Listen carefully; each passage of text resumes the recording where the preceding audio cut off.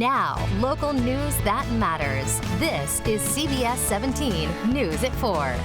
Good afternoon, and thanks for joining CBS 17 News at 4. I'm Nick Sturdivant. I'm Angela Taylor. We are so glad you're here with us on this Wednesday.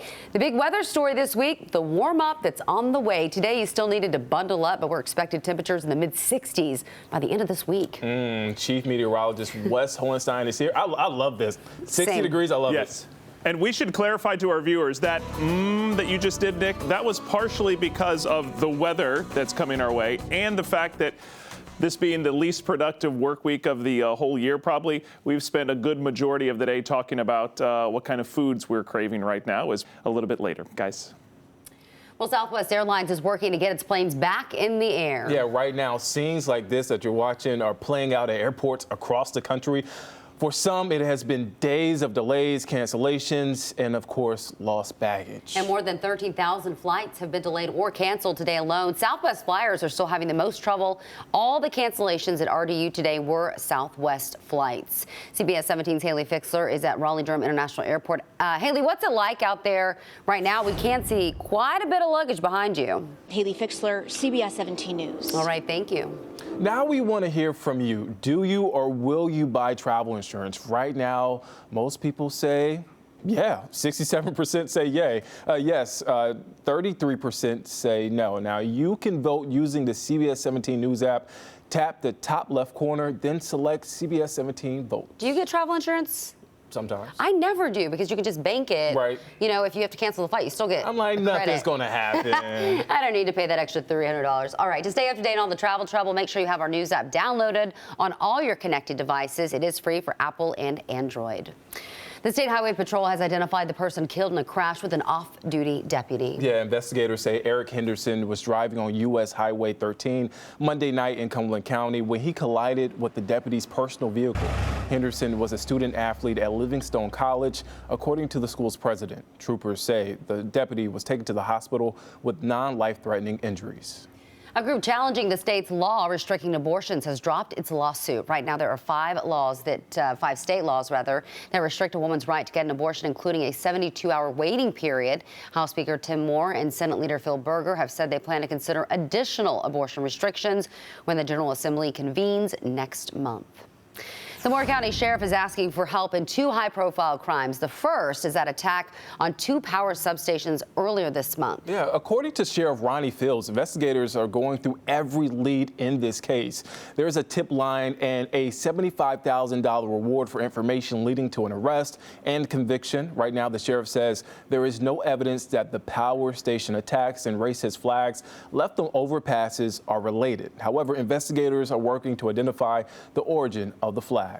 Well, Fayetteville has a new police chief. Yeah, Camberley Braden was chosen to replace current Chief Gina Hawkins. He is currently an assistant chief with Fayetteville PD. Braden has been with the department for more than 25 years.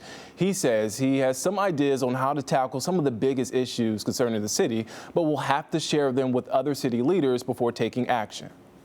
We will start conversations and develop strategic plans that align our departmental strengths with the needs of our community.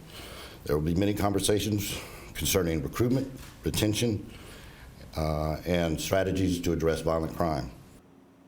And Chief Hawkins' last day is January 17th. All right, well, the Duke Blue Devils are looking to end 2022 on a high note. This is tough for me because I got my master's at the University of Central Florida. Go Knights. All right, they're in the Military Bowl. They're playing at Navy Marine Corps Memorial Stadium in Annapolis, Maryland. Now, the last game the Blue Devils won was a month ago against Wake Forest. Right now, Duke is leading 23-7. Oh, that hurts my heart. It's only the third quarter. We'll bring you an update once the game is over. I'm just kidding. I'm not that sad about it. All right, let's not forget about the other blue team in our area. UNC Tar Heels play their final game of the year tonight. They face the 15th ranked Oregon Ducks in the Holiday Bowl. The match is in San Diego and starts at 8 o'clock. That's the one I would want to be in. Go Heels. San Diego, I right? love the weather. Yes, absolutely. All right, a North Carolina food bank had a lot of extra hands today. Players from both NC State and the University of Maryland spent part of their morning packing food at the Second Harvest Food Bank in Charlotte. Both teams play in the Dukes Made Mayo Bowl at Bank of America Stadium on Friday. They worked in groups loading different non-perishable items into bags and then packing them away in boxes ready to be given out. I absolutely love it because, it just gives us a chance to give back to the community. And, we don't do this type of stuff all the time, but it's good when we come together as a team and do this type of stuff so we can be able to give back to the community. Everything went as well as it could be. It was fast, efficient, and we got 3,000 bags packed in about 35 minutes. So it was a phenomenal day. Well, the game is set to kick off at noon. So is it true they dumped mayo on the winning team? I think so. I don't know. Yes. We confirmed I hear it's good for your hair, though. I'll let you figure that one out. Well, a new year might mean a new home. Which city in North Carolina is considered one of the best places to settle down in 2023? It is a call no fireman wants to respond to, a Christmas fire. But what happens when the call you are responding to is the home of someone you know very well? What the North Carolina firefighter has to say about responding to a Christmas fire at his own father's house. Heartbreaking. And the Supreme Court plans to keep a Trump-era immigration policy in place. Coming up, Title 42's future and what it means for tens of thousands of migrants trying to get to the U.S.